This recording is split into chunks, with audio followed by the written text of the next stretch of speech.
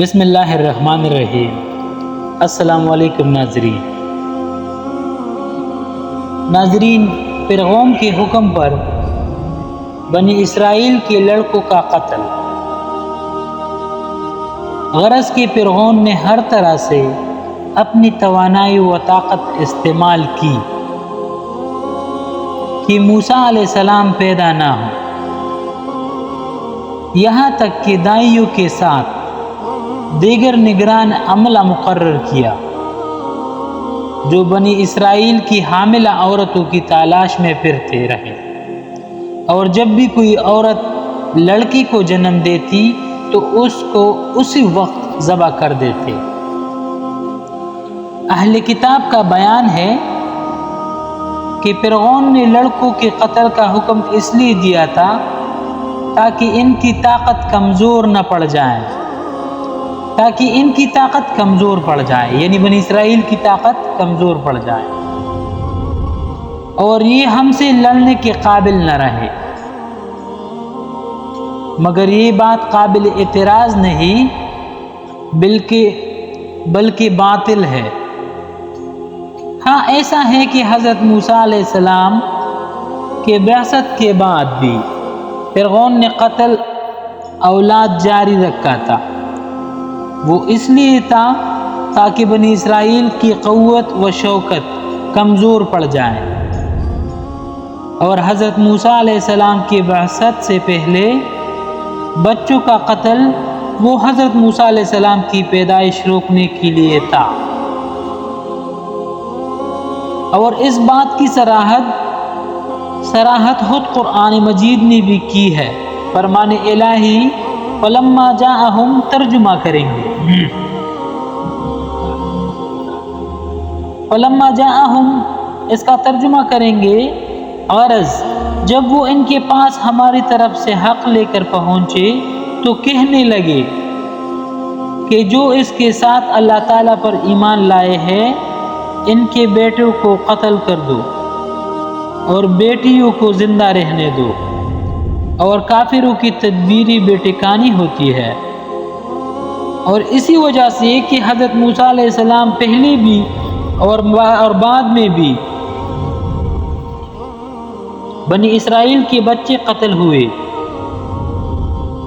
بنی اسرائیل نے کہا، اے موسیٰ علیہ السلام، ہم تو آپ کے آنے سے پہلے بھی مصیبت میں تھے اور آپ کے آنے کے بعد بھی۔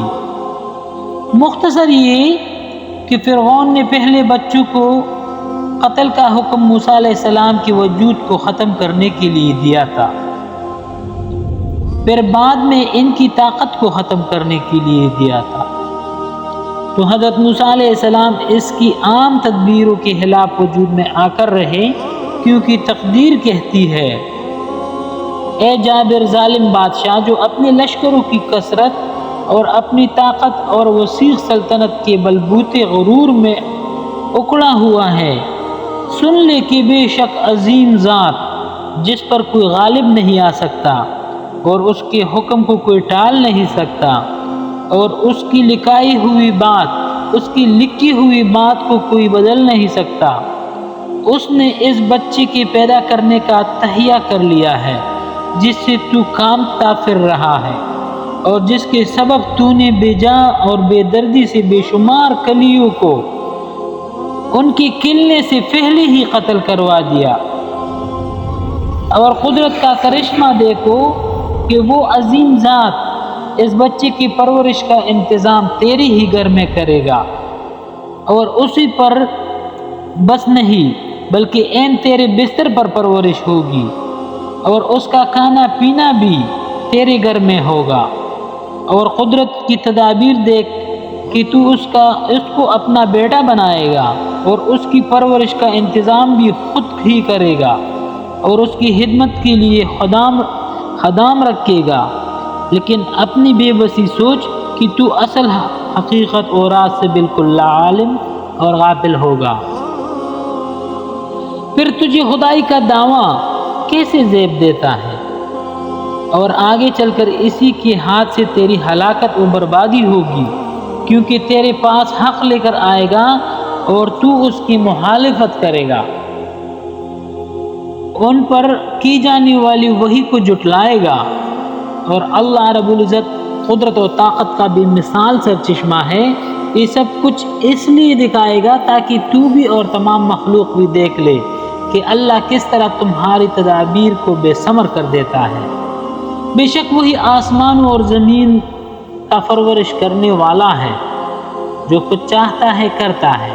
وہ زبردست طاقت والا ہے، بڑے سخت عظیم عذاب والا، اور ایسی طاقت و قوت ارادے والا ہے جس کو کوئی ٹال نہیں سکتا، اس سے کوئی ٹکرا نہیں سکتا۔